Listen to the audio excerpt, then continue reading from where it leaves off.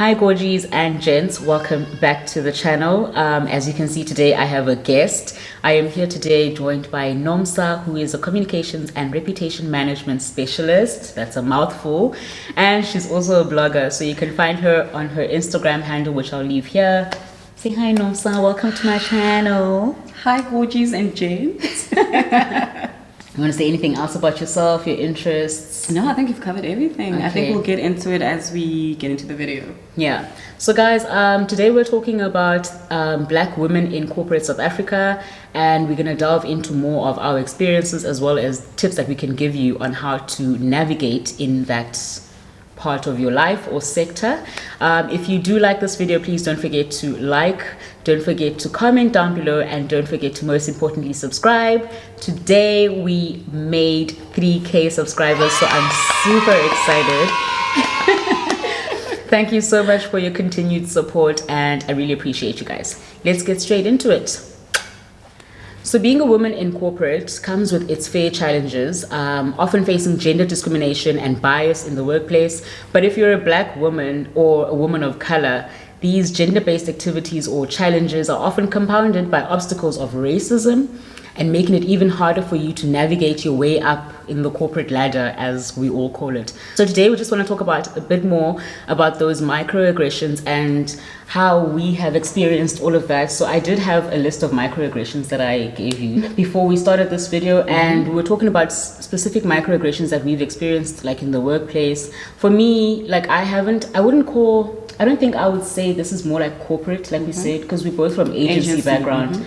But I think like just the 2 years that I spent when I was away, and that was corporate because it was a client side role.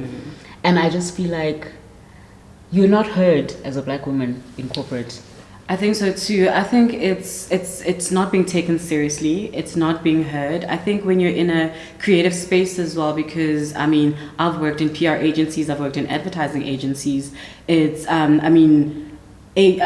advertising agencies are male dominant, and it's like you're not seen as creative enough, strategic enough, you're not working hard enough, because also in those environments you're working around the clock, you know, and you're just under pressure to, on my experience, I've always felt under pressure to keep up. You know, you're always keeping up with the guys. You always need to prove your competence. It's I don't know why that is, but I always had that feeling that like when I get into meetings and stuff, I can't just talk or get into the conversation they're having, because it almost feels like you can feel your boss's or your manager's eyes on you, like, why is she talking? Why are you even commenting on why this? did you bring me to the meeting? You know what I mean?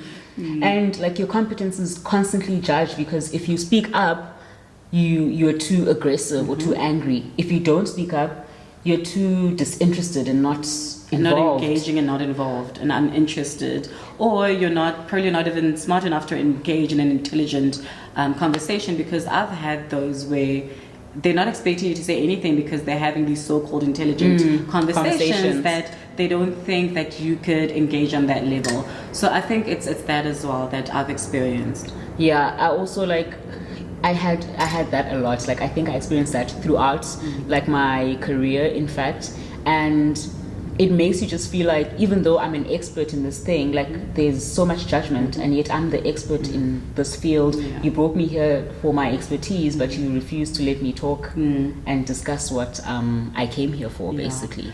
I think for me, it's also been the competitiveness. I mean, recently I had a gentleman ask me, "Oh, what awards have you won?" And there's agencies that I've worked for where it's so competitive that you're always working to win an award. And it's that thing, you're always trying to seem credible, based on your accolades.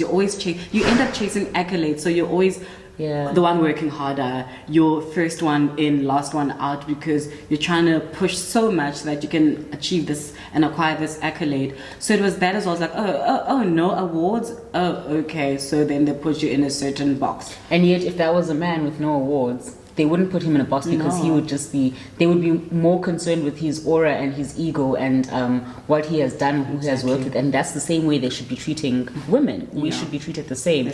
And also, like, I get so irritated by things. I used to get so irritated by small things like being interrupted while you're trying to like put your point across. Why are you interrupting me? Like, it's like I'm still talking, but it's like what you're saying is not important. It's not important. And someone can just interject without even apologizing, guys. It's just like, you know, they'll just step in and continue with the conversation, and you just like sit back and keep quiet. I get so irritated, and sometimes, you know, especially when you're working with clients who are, their mass client base is black people, and you come into a meeting room and you just hear all the nonsense that everyone else is talking about, and you're like, that is not how to relate with me or my people. That is definitely not how you do that. But it's like they overlook even what you're saying, even though you know, like, this is the way that we should go, the direction we should go in, but then they ignore it because you shouldn't be saying anything. Why because are you saying anything? You are, we're the ones that are going to be pitching to client. We're just going to bring you just so they can see that we have a black person in our team. And I think I actually wanted to touch on that, you know, being a black female. I think being a black female in South Africa in 2020 is advantageous, right? But then some companies only bring you on board because you're black and you're female. But then you work in the background, guys, and it's just they want to be able to say, oh, look, we've got a black female in a certain position, like middle management or senior management, and that's all you're good for, you know. It's not even like your skills or what you bring to the table or the value that you're adding to the team or the company. So it's that as well, where you're just brought on just to tick that BEE box. Yeah, true. Quite basically, you know, and that's just one of the things that frustrates me. I know. I'm like, I'm better than that. I'm more than that. We're going through the most, but we need to change it, guys. We need to change it for the young girls that are coming after us. We need to change it for ourselves right now, because we can't continue like just living like that or just accepting that it is our reality. It shouldn't be our reality, and therefore we need to change it. Only we are responsible for doing that. And just to touch on what you said, doing it for the young girls, I always believe that there's a certain woman of color who's in a position to open doors for other women. Yes. I think they need to. I really, really think they need to. There are women that are in that are on boards. There are women that are in executive position, that are in senior management, and I feel like not enough of them are opening doors for women who are coming after them. And we need women like them to open the doors, because the man is not going to hold the door open for us. Yeah. So we need the women who are already up there or in those environments or in a position of power to open doors for us. And that's the only way we're gonna have more women on boards. That's a topic I'm very passionate about, having women on boards. I mean, I looked at a report last year. It was an American report where they were like, you can have at least one or two. I mean, please don't quote me on this, but I think as a listed company, you can have one or two women on the board. And I was like, that is ridiculous. It's ridiculous. In South Africa, it's 40%. Exactly. In South Africa, it's 40%. Please also don't quote me on this. I'm just dropping numbers from the top of my head. But I think it can't be 40%. We need more than that. Yeah. We really, really need. And also, I don't understand the whole thing of having like a quota, because when you put a quota to it, it sounds like only up until 40% are you going to hire. Whereas there could be so many more other women who are competent and well accoladed to be in that position. So what does it matter if it's 60% women and 40% men? Why does it have to be 60 men and 40 women? And it's sad to see some company actually stick to it. You'll have people on the board, 10 people on the board, and 4 will be female, and they're like, we've done our job. Because no one wants to challenge what's currently happening. Everyone just wants to comply. Exactly. But you're not complying because you want to. You're just complying because you have to. Listen, so we've had a bit of a chat. Obviously, you guys can hear of we've had our own experiences in this, and we now want to answer your questions that you put in. I did ask you guys on YouTube in my community page. If you don't already go to my community page, please do start going to visit it, because I do post a lot there. So I asked you guys to give me some questions that you would like us to answer, and you did. So I'm gonna we're gonna discuss those questions now, just so we can bring more of what you guys want to hear into this conversation as well. The first question is, do you feel supported in your hopes for advancing to the top? Wow. Do you, Khanyi? I mean, So in my previous positions, I never felt supported at all. I was upskilling myself. I went and I did a course with Red and Yellow, just so they could see that I am like working. You're to taking do this, charge of your own development. But it still didn't happen. So I don't feel supported. However, in the small conversations that I've had, well, like short conversations that I've had with the company that I'm going into now, I feel like there might be a bit of that. I might have that kind of support that I need. But in all my previous positions, except my first proper job, actually, after that, things were just not, I didn't feel supported at all. Yeah. And you? Well, with me, I've been very fortunate. Most of, I would say, 98% of my experience have been in female-owned and led companies. And, I mean, maybe we'll talk about this a little later, but I feel like, well, based on my experience, I've been pushed harder because I'm a black female, and the environment, like we were saying, when you work in an environment maybe that's male dominant, or you're going to be working with guys, it's so ruthless. So I've been, I would say, very fortunate to work with women that have pushed me, but also they become so hard on you. They push you, they become so hard on you because they want you to get to a certain level, whereas when you get to a certain point, you can't be a pushover. So those are the kind of environments I've worked in, and that's why I'm so big on personal development, just taking charge of your life, your career, just creating the life and the career that you want, you know. There is no dream job out there, guys. For me, I believe there's no dream job. You have to create the dream job, and it comes with just taking ownership and saying, actually, I'm gonna go do this course, or I'm gonna speak to my boss about this because I feel I'm lacking in this area. You know, I'm gonna work at so and so because I need this experience. So for me, it's been You just said something that I had said in my interview tips. I said, like, you need to, if you're looking like at a specification for a job, for instance, you look at things that you know and things that you don't know. Because when you get into that position, you want to make sure that there's something that you're learning and you like it's challenging, growing enough. And you exactly it must always build you. It must always challenge you so that you know that you're actually growing in the right direction that you want to grow in. But also, like, so there are many like stats that will tell you like black women are less likely to get equal opportunities in positions and stuff like that. But it's very important that you as a woman of color also work hard to develop your own self and like literally make your career your own problem. Yes. Instead of waiting for other people to hand you things or waiting for other people to do stuff for you, rather like take charge as well, so that we can see that you are determined to advance. And that's exactly it. You have to take charge. Nothing is going to be handed to you, so you have to work hard to go after those opportunities. Whatever you think you need, you have to assess and evaluate yourself, your career, where you are and where you want to be. And staying in a comfort zone, you're not going to grow, you're not going to move anywhere. Literally, you're just going to be working 9 to 5, earning what you're earning, and come next year review time, you're wondering, why am I not promoted? Why didn't I get a bigger salary increase? So it's just taking charge of your career. Yeah, that's true. So I hope you're listening, Gorgie. The next question is, how can you bring value to the corporate space without feeling like you're filling that space just because you're black, but because you're actually good at what you do? It's exactly what we spoke about. Yeah, this is exactly what we just spoke about as well. Like, you need to, in order for you to bring value and not feel like you're just there to fill in a quota, you actually need to develop yourself while you're there. You need to make sure you're growing in the right direction. Are you learning? Are you making connections even at work? Like, connect with people, network with them. So that because you know, like, I don't know if it's just me, but like at an agency environment, there's certain people that like each other. And when certain campaigns start or happen or whatever, people will just kind of like pick certain people to be part of those campaigns. And those are things that might be a great opportunity for you because maybe that campaign goes and wins an award or something, so you end up being part of it. So network even at work. Make sure that you are being proactive about your career. Literally, like most offices, like I previously mentioned, they actually offer like money for you to go study a course or do whatever. Do online courses that are free as well. Like, literally take charge of your career and your growth. And yes to everything that you said. And I think you need to position yourself, brand yourself within the company. You know, what are you all about? When they think Khanyi, like, actually we can't do this without Khanyi. Actually, we don't want to move forward without Khanyi. And should you leave, you must leave a mark, leave a dent. You know, you need to provide value. You need to, I mean, you know your job, you know the company that you work for. Find that thing that you know that if I provided this, I'll be an asset to the company. So it's just being so valuable and adding value to the team that you're with, that you're working with, and the company. And that's how you leave a mark, and what you're saying is actually like so important, because I learned that. So while I was in Dubai, the company that I was at, because it was client side, I was used to agencies, so everyone works on projects and stuff like that.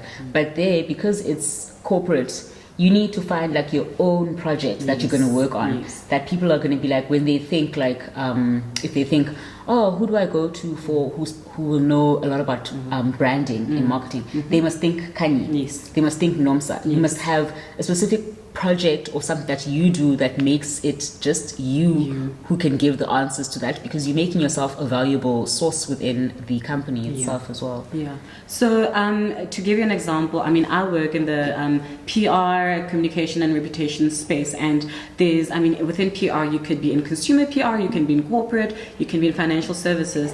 In my 10 years experience, I've actually worked across all industries, and I position myself as a well-rounded PR person. You know, some people joke and actually call me a unicorn. I'm a PR unicorn, guys. Yeah. Jack of all trades. Jack of all trades. You know, not many people can say they've worked in mining, in IT and tech, in financial services, in consumer, in entertainment. You know, so I've worked across all of those, and that's just how I stand out. You know, when they ask me what makes you special, I'm like, I'm a unicorn. I've worked across all industries. Because you basically conducted PR on your own brand. Exactly. I've PR'd myself. You PR'd yourself. You've made yourself a unicorn in the industry. That's exactly. That's what you should do. The next question is, do you feel like you're taken seriously as a female in the industry? I think this also kind of ties in with what you said. So I think I sometimes don't feel like I'm taken seriously, like at all, even in companies where you feel like you're actually doing some really good work, but you just don't feel like you're being taken seriously. I don't know whether it's because you're black, whether it's because sometimes we choose to not say things and just keep quiet in meetings, and then people think that you're disinterested and you're just not keen on being here. Or when you speak too much, because we always have that thing of, if I speak too much or whatever, I'm going to come out as aggressive, I'm going to come out as angry. I don't want to be branded that angry black woman. You know what I mean? So sometimes I actually feel like I'm not taken seriously, but it is not with any trying on my end to make myself be taken seriously sometimes. Yeah. I also have a fault in that. Yeah. I was actually going to say that it's your fault, Khanyi. But in the nicest of ways, I also used to feel like that, like, I'm not being taken seriously. I'm the one who just sits there quietly and takes the notes and shares the notes, you know, because I never have much value to provide. I never speak up and say things. And I had to literally do internal work and like, okay, why are you not being taken seriously? It's because of A, B, C, D. I mean, I work in a creative environment, and when we're sitting in meetings, you have to come out with like hot ideas. You know, you need to come with strategy and all these things. You would know that. So I now went and did work on myself and say, you know what, for every meeting I must have like 2 or 3 ideas. You know, so now I'm making a point that I say something. I know what's happening in the news. Even if it's going to be something like that's not going to be used in the company, just say something. Let people know that you are in the meeting and that you're participating and that you're actually interested in what is happening in the company. And you have a voice. Exactly, you have a voice. You have to show them that you have a voice. Yeah. I think that's something that I've constantly not done. And most of my managers, actually, I never used to listen to them then, but I wish I hope they can watch this video and know that I now take them seriously. But people used to say, why don't you speak? And I'm like, what am I supposed to speak about? I have nothing to say. That was my excuse. I'm like, I have nothing to say. I agree with everything that's being said. Yeah, I agreed with things that people were saying, the things that I was going to say, so I didn't feel like repeating it. Or, you know what I mean? But literally make sure that you come up with ideas. Think about things, like when you go to a meeting, like think about it beforehand. Yes, and prepare. Yeah. Even if it's not a meeting discussing your projects or whatever, but come with ideas for that meeting, because you already know what the meeting is going to be about. Therefore, you have time to properly think about it and construct your own opinion on what should be done or the direction that should be taken. And I think people generally love people that are knowledgeable and opinionated. The next question, this one actually got a lot of people liking this question when she posted it. She's like, beauty and brains, what's your take on that? Since the society never believes in that pretty face type of lady, why is it so hard for people to just accept that you can look good and still have brains and not be labeled as a slay queen? In my opinion, I have I believe that people who labeled us pretty-faced ladies are somehow insecure about their own flaws. Why can't we just breathe and be free as a normal girl next door? Is it our fault that we love looking good, smelling good, and just being pretty and clean? Sis then took it all. I actually saw that, and I think I also liked it because I was like, Preach, her sister. Preach, Gorgie. That's a good question. It is a good question. So the whole beauty with brains thing, it's unsettling for me as well. I feel like it shouldn't be, oh my gosh, beauty and brains. So what just because expecting? I'm beautiful, I shouldn't have had brains. Like, why are you already classifying me? Why is it? It's like that whole thing where someone says, oh, you're such a dark beauty. Oh, and then because for a dark, light-skinned person, beautiful. they're going to be like, oh, you're so beautiful. And then with a dark person, you're such a dark beauty. What's the difference? Sure. Do you know what I mean? Yeah. So I really don't like the whole beauty with brains things. And also, like, I was telling you about it also, like, we were speaking about this just now. And I was like, I used to get so irritated because in my previous jobs, literally every single time I walk into the office, I've changed my hair. And that will become the only topic of conversation people can have with me in that office about, oh, Khanyi, you change your hair every day. I'm like, yeah, I do. Okay, you've been seeing this for a couple of months now. Can we talk about something related to my expertise, my work, your projects, what we can do together? Why is it that every single time you speak to me, it has to be about, oh, your hair has changed today. Oh, you didn't put makeup on today. Oh, you put makeup on today. Oh, your makeup today. Like, is that all I am? I'm more than that. I am more just than because that. I choose to come to work looking pretty and looking cute, does that mean that that's all I'm about? Yeah. I have no context. Sure. This particular topic, I have battled with this all my life, you know. Yeah. In high school, I didn't take it seriously. I mean, I was in the debating team, and I was always the last speaker because it was like, yeah, she probably doesn't have much to say anyway, you know. I hated it, you know. Got to varsity, fine, started working, it came back, you know. I mean, someone has even gone as far as saying, oh, I didn't know you're that smart, you know. I was like, what do you mean? What do you mean? Because people think, oh, she looks pretty, she's got good hair, she's got great skin, she's got makeup on, she's looking cute. But she probably doesn't have nothing intelligent or much of that, you know. She's probably not brainy enough, you know. And I want to say, and then I people don't come have and words ask you, for what this. did you study? Just so they can, like, that whole thing see of, what where did you to study? how smart you are. Like, oh, science, oh, okay, oh, engineering, oh, okay. So when you're working in the workplace and you're seen as nothing more than just beauty and not brains, and people get shocked that you're beauty and brains, for me it's always been a case of I've had to work extra hard. You know, I read more books, keep up with current affairs and the news, know people, contributing to my intellect basically, so that I can prove a point that I'm not just beauty, I got brains too. But why must it be like that? Why must it be branded as beauty and brains and exactly. stuff like Why that? must I, you know, always be working hard to prove a point that I am smart? And as soon as you come to the office looking snazzy or whatever, it's like, oh, slay queen. Just because, like, I used to get so irritated because I would also, like, be the person who's there in the office, like, every once in a while take a selfie. And they're like, oh, whatever. And now it seems as though you don't work. You don't work because you're always on your phone because they see you on social media. It's just...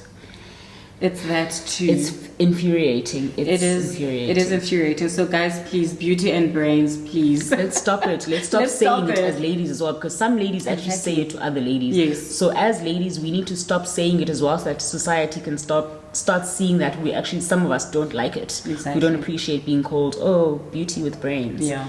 But yeah, guys, so this video is going on for quite a while. We're gonna do a part 2, so this is where I'm gonna end this part. Please stick around to watch the second part. We're gonna be answering more questions, and then we're gonna get into how we as women of color can actually ensure our success in our workplaces, basically. So stick around for that video, and please don't forget to like, comment, and subscribe. Don't forget to hit that notification bell so that you know when part 2 comes out. Please don't forget to follow Nomsa on Instagram. I will leave her handle over here again, and I'll also leave it in the description box. Please follow, please subscribe to her channel. She has a channel. She's going to be starting soon because I'm pushing her. The pressure. Yes. And yeah, I hope you guys have a beautiful day further. I'll see you in part 2.